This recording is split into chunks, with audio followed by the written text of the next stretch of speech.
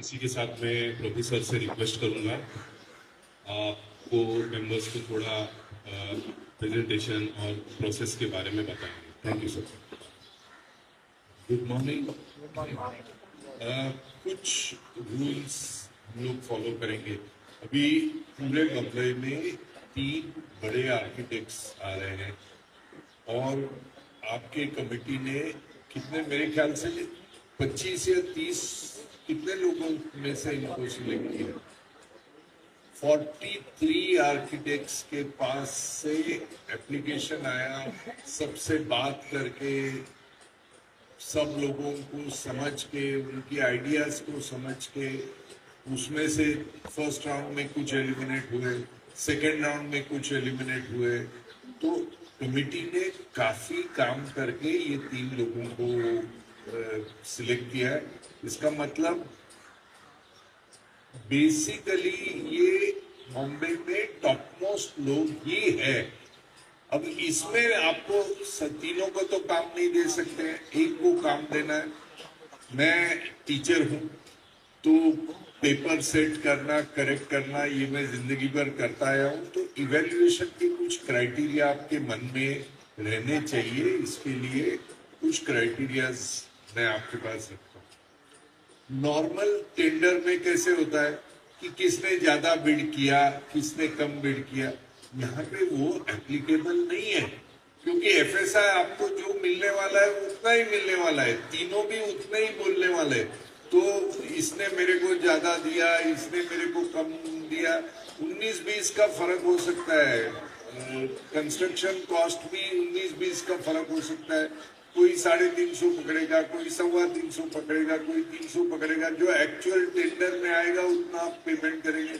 तो उसके बेसिस पे इनको इवेल्युएट नहीं कर सकते। जो कॉन्ट्रैक्टिंग का टेंडर है उसका इवेल्युएशन प्रोसेस अलग होता है।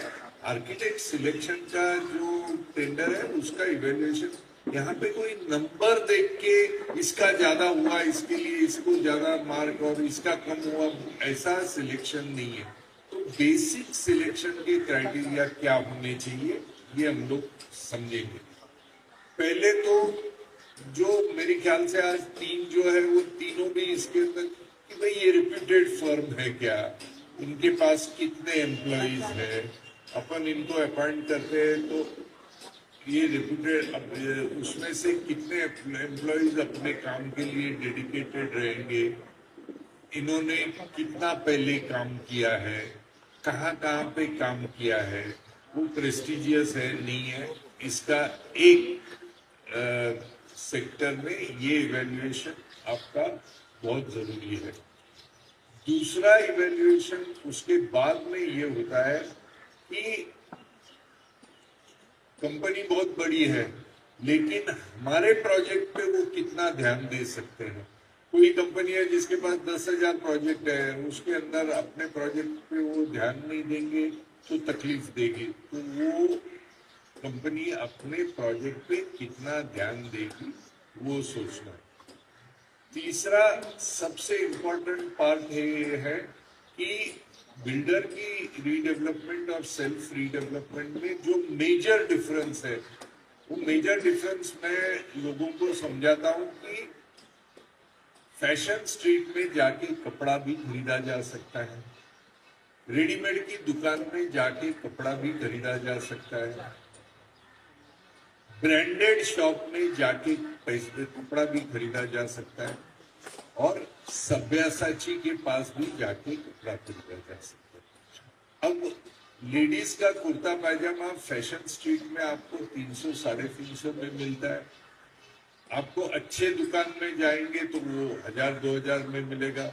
मालाड की मार्केट में जाएंगे तो 2-3 हजार में अच्छा ड्रेस मिलेगा। सब्यासाची के पास जाएंगे तो 2 लाख रुपया वो ड्रेस का। अब ड्रेस कोई चेंज होता है, कुर्ता वही है, लहंगा वही है, पाजामा वही है, लेकिन डिजाइनर की वैल्यू है। तो बिल्डर का जो प्लान होता है उसमें सिमिलर प्लान, सबके एक ही प्लान बनाओ और वो रिपीट करो।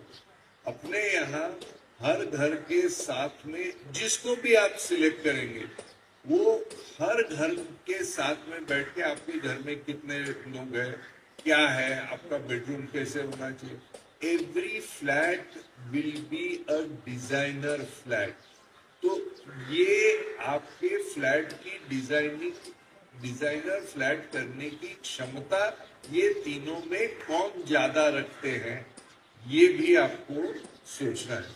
अभी फ्लैट के अंदर क्या आप सोचते हैं?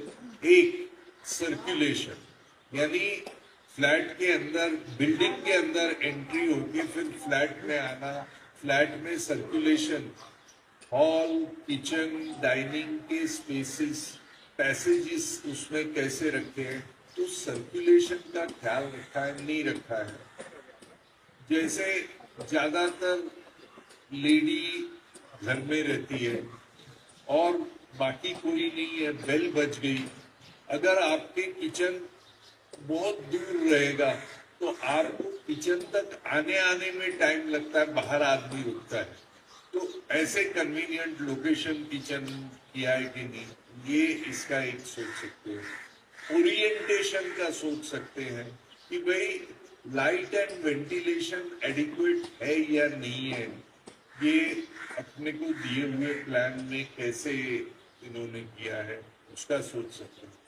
ओवरऑल लेआउट प्लानिंग, यानी सेलेबल को कैसा डील किया है, रिएक्ट को कैसा दिया है, उसको उसके ऊपर कुछ मार्क्स ले सकते हैं।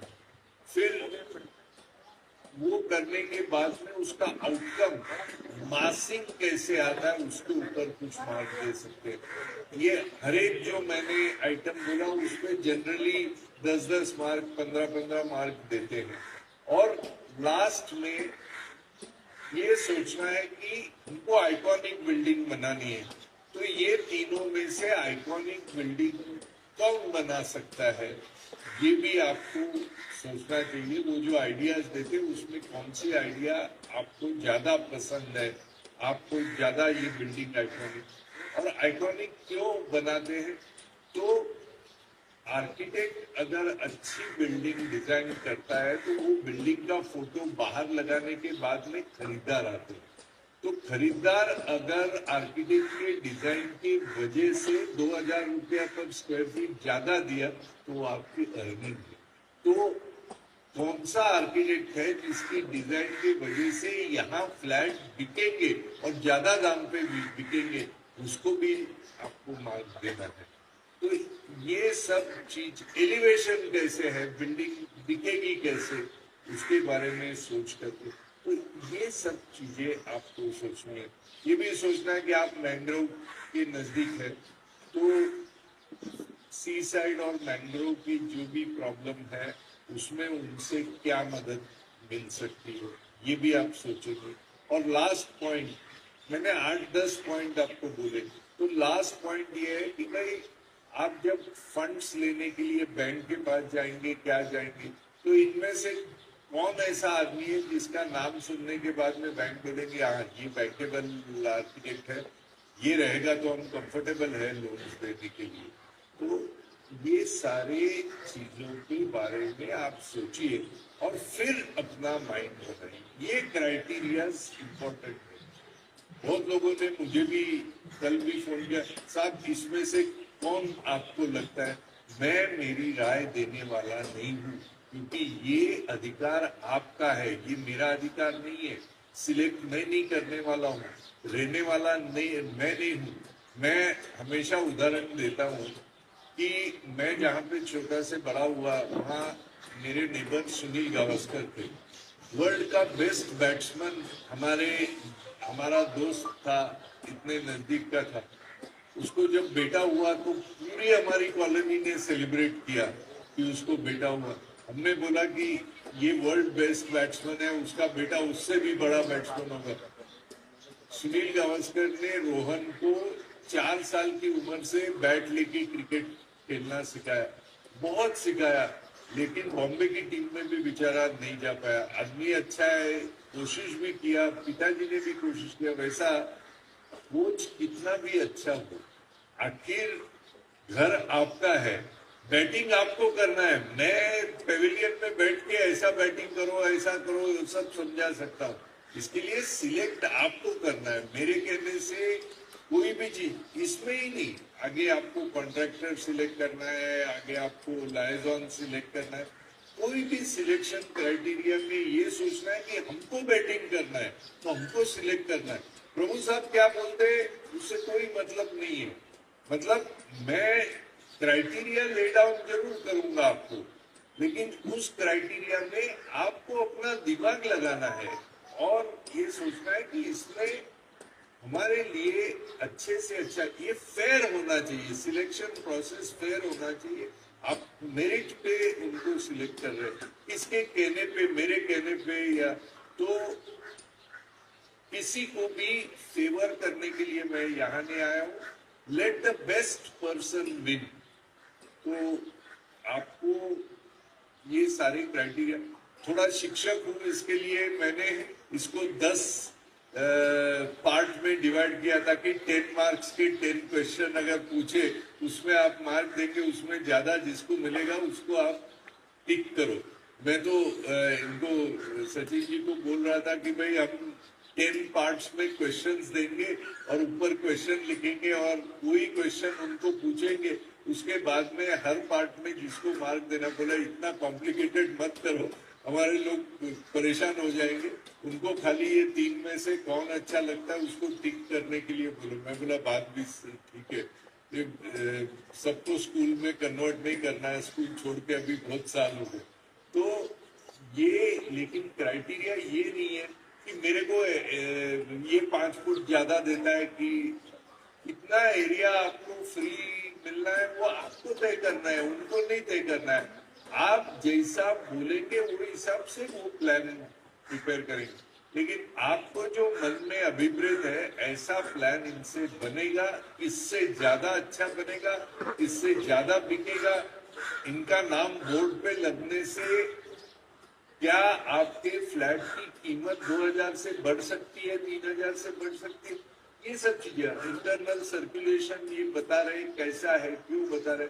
और डिजाइनर फ्लैट अपना, मतलब वही ड्रेस जो सब्यासाची 2 लाख को बेच सकता है, ऐसा अपनी फ्लैट की कीमत इनको, इनमें से किसको अपॉइंट करने से ज्यादा बढ़ेगी, ये सोच के आप डिसीजन लेगी। तो इधर कोई नंबर गेम नहीं है, इधर quality and thinking, thought process आपका चलेगा, उसमें से आप डिसाइड करें। Is that clear? इस पे ये सिलेक्शन प्रोसेस में किसको कुछ सवाल पूछना है तो पूछिए, बाद में अभी ये प्रोसेस चालू कर दूंगा। कोई है क्वेश्चंस? Thank you. जैसे अभी ये कॉस्ट ऑफ कंस्ट्रक्शन, स्टेयरकेस और लिफ्ट को 4 दीवार तो बनाना है, उसमें 3000 रुपया पर फुट काय के लिए लगेगा। स्टेयरकेस में ज्यादा से ज्यादा 1600 रुपया पर फुट के ऊपर। मेरा स्टूडेंट अगर मेरे को 3000 रुपया स्टेयरकेस का लगा था तो मैं फेल करता हूँ। मुझे इतने लोगों को फेल किए करने के लिए उनकी माफी मांगने जाना चाहिए, क्योंकि बड़े बड़े आर्किटेक्ट स्टेयरकेस का भी 3000 रुपया, 3500 रुपया लगाते हैं। तो ये सब मराठी में पुड़ी खोलायचा बोलते हैं, सब वैसे एक एक पड़ीका खोलते हैं लोगों के सामने। तो आप लोग भी इसमें से सच क्या है और झूठ क्या है उसको समझो। अभी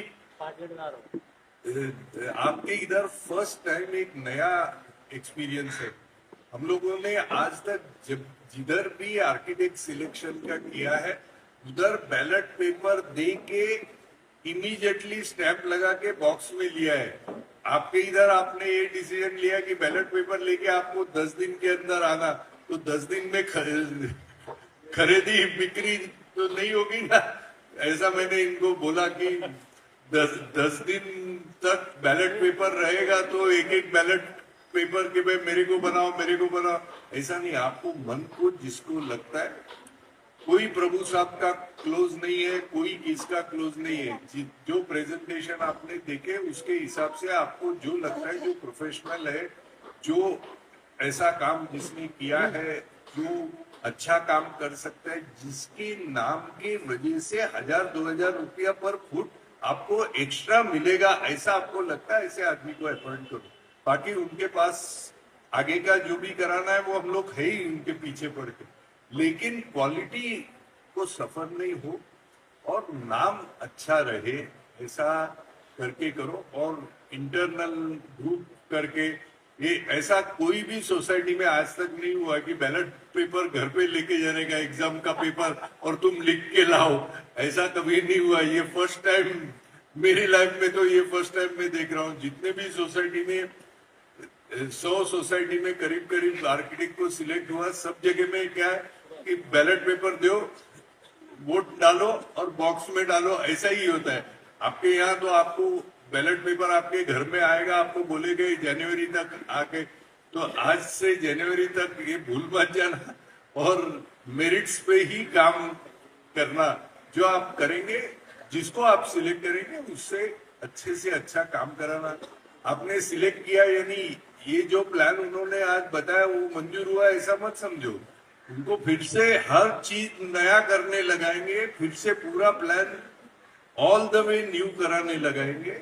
और जैसा आप चाहते हैं वैसे प्लानिंग में, जब तक मैं उनके ऊपर बैठा हूं तब तक प्लानिंग में जरा भी there will be no compromise on quality of planning. I will see to it that the best plan in the city will be given. तो वो वोटिंग में be fair and do whatever necessary that you have to do and see that this process is done well.